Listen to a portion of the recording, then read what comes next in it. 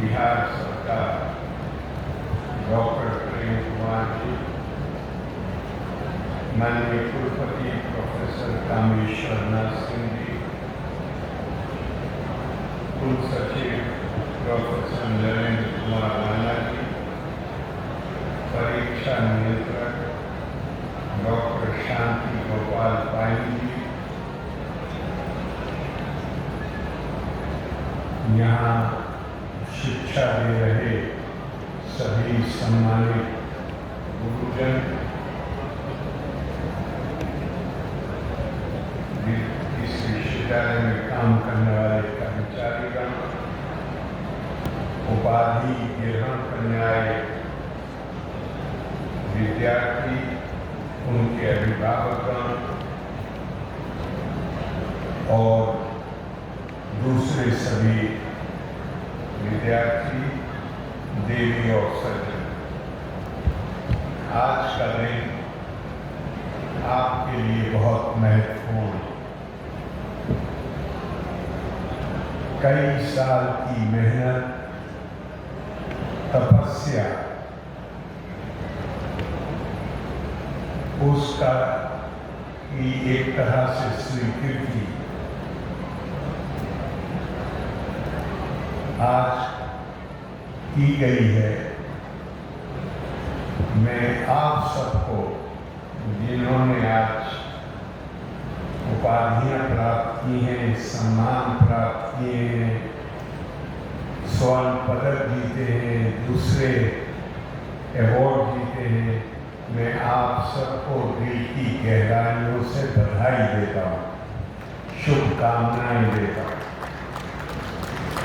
और मुझे पूरा विश्वास है कि आप इसको अपनी उपलब्धियों की पराकाष्ठा नहीं, बल्कि पहली उपलब्धि गिनेंगे जो आपको प्रेरणा देगी कि आगे का जीवन और भी संघर्षों से भरा हुआ है, और जो तपस्या और अनुशासन का परिचय आपने यहाँ पर दिया है, जिसके फलस्वरूप आपको ये डिग्रियां और सम्मान मिले हैं, वो तपस्या और अनुशासन आपके जीवन का हिस्सा बन जाएगा, और आने वाले दिनों में आप उससे भी अधिक तप, उससे भी अधिक परिश्रम, उससे भी अधिक अनुशासन करके वो योग्यता और क्षमता प्राप्त करेंगे जो आपके लिए भी,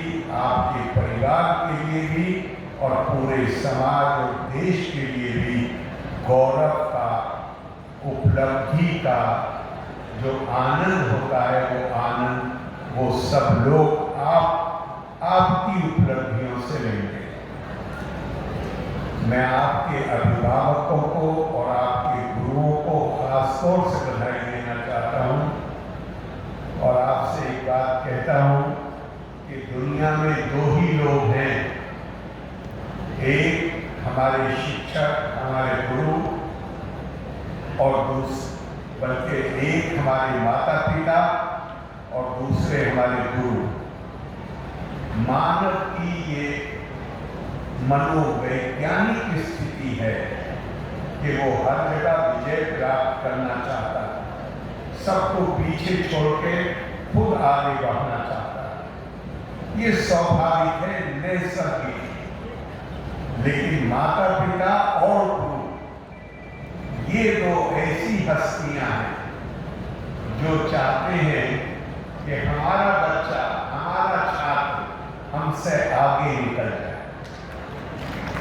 और इसीलिए कहा गया है हमारी परंपरा में, सर्वत्रम जयेति चेत् पुत्रात् शिष्यात् इच्छेत् पराजयम्।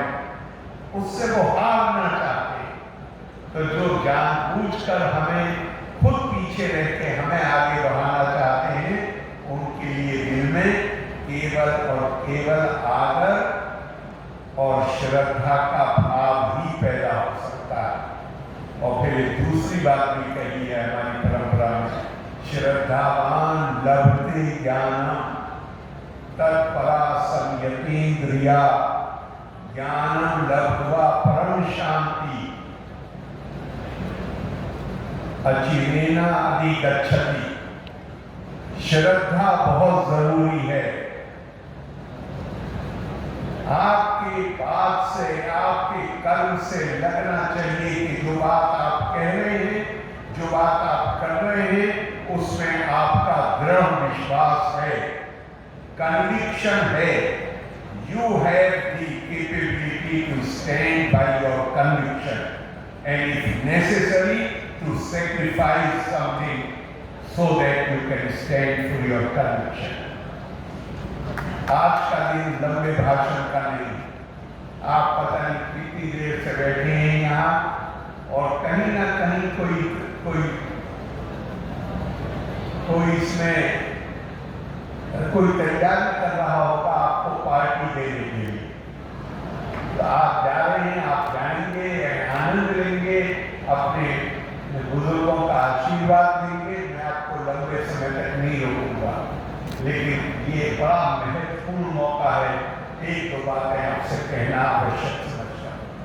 हमारे पूर्व राष्ट्रपति डॉक्टर राधाकृष्णन से उनके किसी मित्र ने खत लिखा और पूछा कि डॉक्टर साहब, मुझे इस यूनिवर्सिटी में दीक्षांत भाषण के लिए आमंत्रित किया गया। मैं आपसे की मदद चाहता हूँ, आप मुझे बताएं कि मैं किस विषय पर बोलूं। तो डॉक्टर राधाकृष्णन ने उन्हें पत्र में लिखा कि मैंने, और ध्यान रखिएगा वो सारे जीवन शिक्षक थे और दर्शन शास्त्र के शिक्षक थे, और उन्होंने और सारी जिंदगी उन्होंने किताबें पढ़ी और किताबें लिखी। तो इतनी किताबें पढ़ने वाले और लिखने वाले ने उत्तर में लिखा कि मैंने अपने पूरे जीवन में दीक्षांत भाषण के लिए इससे ज्यादा सारगर्भित वाक्य या विषय नहीं देखा जो हमारी एक उपनिषद में कहा गया है, सत्यम वद धर्मम च।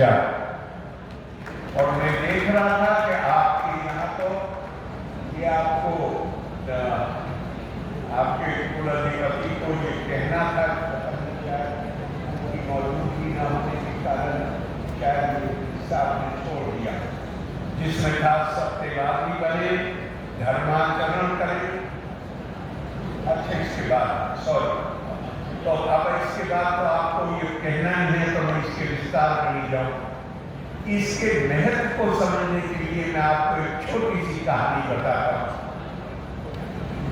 गुरु द्रोणाचार्य ने जब कौरव और पांडव राजकुमारों की शिक्षा प्रारंभ की तो पहले दिन उन्होंने यही पाठ दिया। शाम को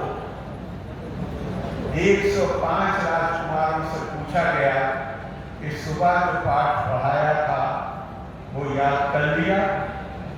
सुनाओ।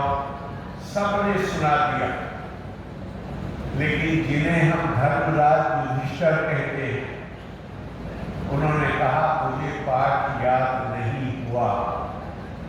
डांट खाई, केवल उस दिन नहीं, आने वाले दिनों में भी डांट खाई, और जीवन के अंत में कहा गुरु ने जो शिक्षा पहले दिन दी थी उसको याद करने में पूरा जीवन लग गया। क्योंकि शिक्षा का मतलब ये नहीं होता है कि हम तोते की तरह उसको दोहरा दें। शिक्षा का मतलब होता है उसको आत्मसात करना, उसको अपने जीवन में उतारना, उसके अनुसार आचरण करना। तो मुझे पक्का विश्वास है कि जब आप ये प्रतिज्ञा करेंगे तो आप इस छोटी सी कहानी को भी अपने ध्यान में रखेंगे।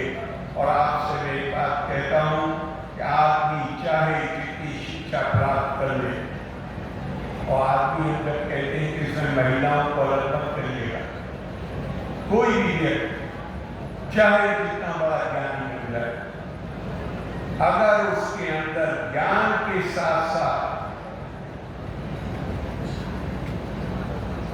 नैतिकता के मूल्यों का विकास नहीं किया है, तो ऐसा ज्ञान उस व्यक्ति के लिए भी और समाज के लिए भी खतरा बन जाता है। इस दुनिया के इतिहास पे आप नजर डालिए, ऐसे लोग जिनके पास ज्ञान की संपन्नता थी लेकिन संस्कार विहीन थे, और संस्कार की भी जब हम बात करते हैं तो सबसे पहली चीज होती है करुणा और अनुकंपा। करुणा और अनुकंपा इसलिए कि हमारी संस्कृति के अनुसार हर व्यक्ति एक दूसरे का एक्सटेंशन, विस्तार है। हम सब आत्मा के रूप में परमात्मा हमारी सबकी देहों में विद्यमान है। हमारी संस्कृति कहती है देहो देवालया प्रोक्तो जीवो देवा सदा शिवा। हर व्यक्ति को, वो चाहे आपका जैसा हो या आपसे विभिन्न पृष्ठभूमि का हो, उसकी देह को परमात्मा का मंदिर मानो। तो फिर अनुकंपा तो पैदा होगी, करुणा तो पैदा होगी। तो हमारी परंपरा, सांस्कृतिक परंपरा कहती है साक्षरो विपरीतत्वे राक्षसो भवति ध्रुवम्। चाहे जितना ज्ञान प्राप्त कर लीजिए, अगर आप अपने अंदर अनुकंपा का, करुणा का विकास नहीं करते हैं हम, तो हमें राक्षस बनते हुए देर नहीं लगती है। फिर मैं डॉक्टर राधाकृष्णन का एक उदाहरण दूंगा। उन्होंने कहा कि अगर हम सभ्य जीवन जीना चाहते हैं तो हमें अपने अंदर करुणा का विकास करना पड़ेगा, इस गुण का विकास। फिर उन्होंने कहा महिलाओं के अंदर अनुकंपा और करुणा नैसर्गिक तौर पर आती है। पुरुषों को इसके लिए सचेत प्रयास करने चाहिए। ये करुणा का भाव ही है।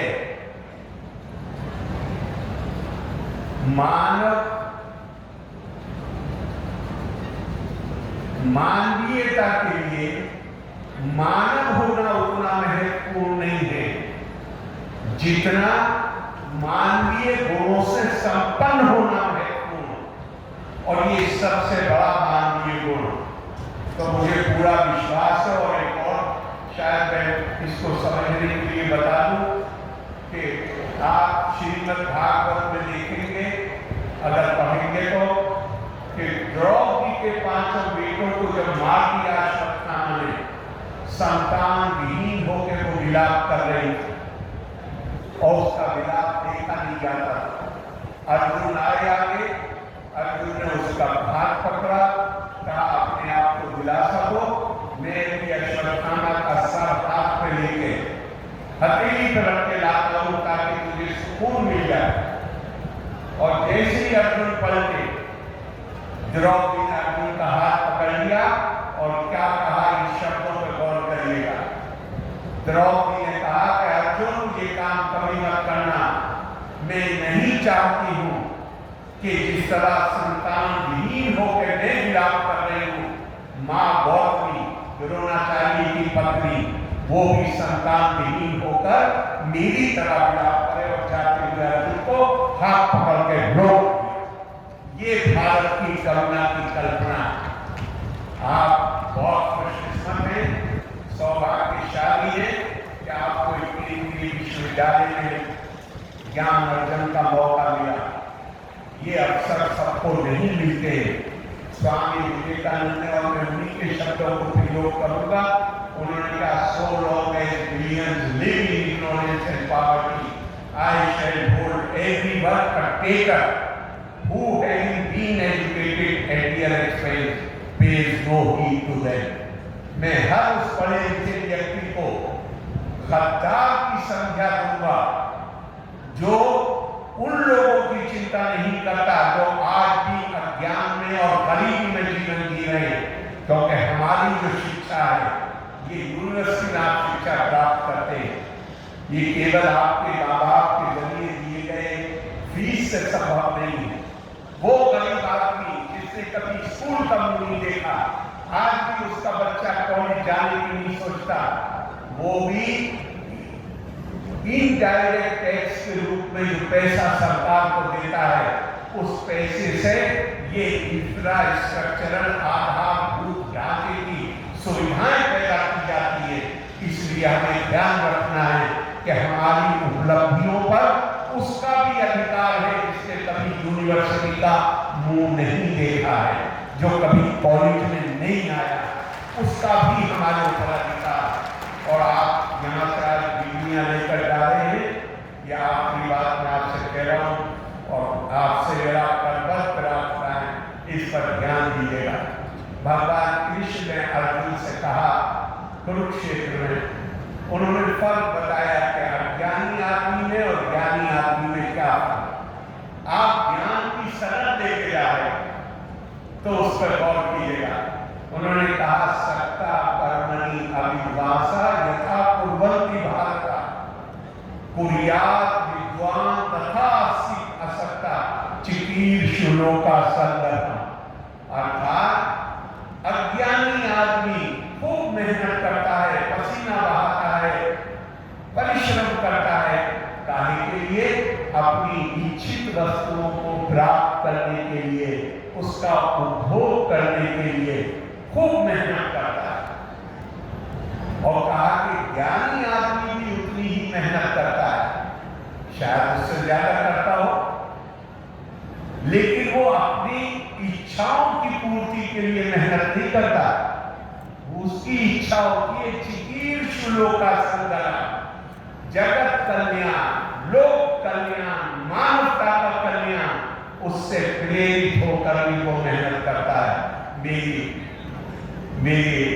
मुझे आशा भी है, विश्वास भी है कि भगवान कृष्ण की शिक्षा को हम ध्यान में रखेंगे, क्योंकि हमें ये सौभाग्य प्राप्त हुआ है कि हमने केंद्रीय विश्वविद्यालय में अपनी ज्ञान प्राप्त किया है, हमने यहाँ शिक्षा हासिल की है। मैं एक बार फिर आप सबको बधाई देता हूँ और शुभकामनाएं देता हूँ। लोका समस्ता सुखिनो भवन्तु। धन्यवाद। जय हिंद, जय भारत।